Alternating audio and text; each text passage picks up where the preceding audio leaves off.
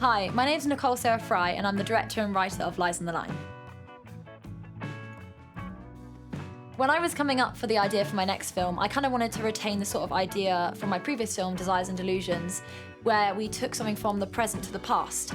So when I was trying to think of what to do, I saw a Roy Lichtenstein picture of a woman on the phone that's actually a 1960s picture. And it made me think about, obviously, with our phones and privacy and how kind of we think we're being listened into some of the time with the different apps we have. I just thought it would be interesting to have our protagonist listen in to his customers' conversations in the 1960s when phones were just coming about. When I was trying to come up with how I wanted to represent this version of the 60s, obviously, I ended up creating something that's kind of in between a sort of Austin Powers vibe and reality. It was quite important for me to kind of take inspirations from both. Also, I saw an image of Carnaby Street in London and it was so vibrant and bright, and I was also quite inspired by kind of American 60s kind of architecture in Palm Springs and just generally that bright, colourful feel. So that's something I really wanted to implement in the film. For the colour palette for Lies on the Line, it was quite fun to work with different colours and have a think of what we wanted to achieve. Obviously, we were quite inspired by a lot of films that use teal and orange, so instead we switched out the orange and had a lot of yellows in there and a hint of red. We thought it was quite important to have quite a dissonance between kind of the theme of the film and the type of the main character and his kind of dark actions, and compare it to the kind of bright, summery, colourful 60s that I love to see in pictures from Carnaby Street and stuff like that. As a lot of filmmakers will know, finding the perfect location for your film is definitely not easy. We had some struggle, obviously, finding the perfect place inside and exterior, and just making sure that it would work for everyone and not be too far away. But I'm really proud of actually the locations we ended up finding. And it was really important to me that we kind of did have that real American style, especially being inspired by Palm Springs. It was quite nice to have some of those low-rise, mid-century houses, and luckily we managed to find some near us where we live. An example of a location I really liked was a house with a beautiful kitchen and also living room that's all kind of 50s design, so it really worked with our story.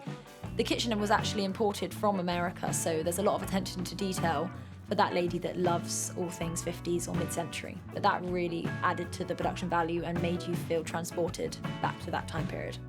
So for one of the locations, we shot in a living room in this kind of funky kind of 60s, mid-century looking house.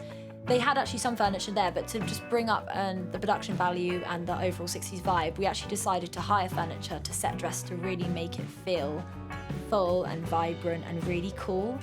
That was definitely an important vibe because that house is supposed to be a little bit more of a expensive kind of look. And then we also built a studio actually for Lawrence's bedroom. So when you see him go into his bedroom, we actually cut from one location to another, where we built a 3-walled room with a window, and then we were able to change it from when he was a boy to when he was an adult, obviously listening into all these conversations. And it would be something that would be quite difficult to obviously drill into someone's house, into their walls. So we thought, building a studio, you're allowed to have a lot more time. You can obviously bring a lot more of your own furniture and stuff like that. So that was really fun to try and experiment with, building a studio for the first time. All the costumes, obviously our main protagonist, Lawrence, is mostly in overalls for the whole film. So it was quite fun for all the other characters to make sure they're wearing quite mod, vibrant, very Austin Powers sort of costumes, which was quite nice that we could add more colour palette, because obviously wearing overalls the whole time doesn't get to add that much characteristic to it, especially when people still wear them today.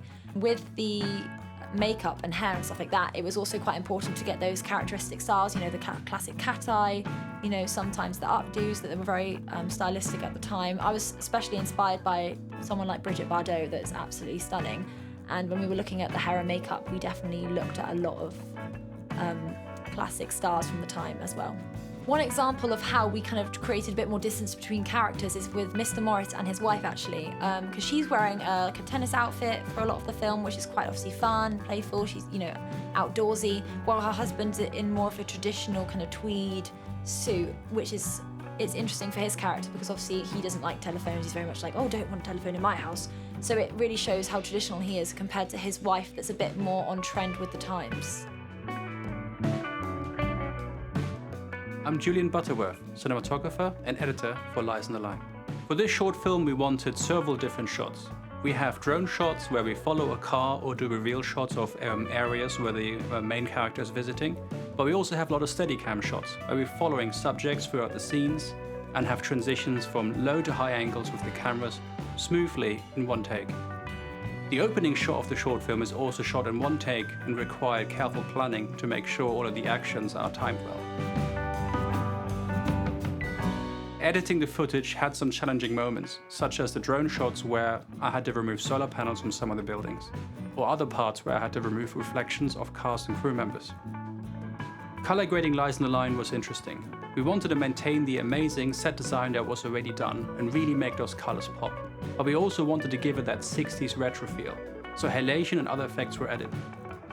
Another interesting editing choice that we made for Lies in the Line was when the main actor came out of the client's house and had a panic attack in the car.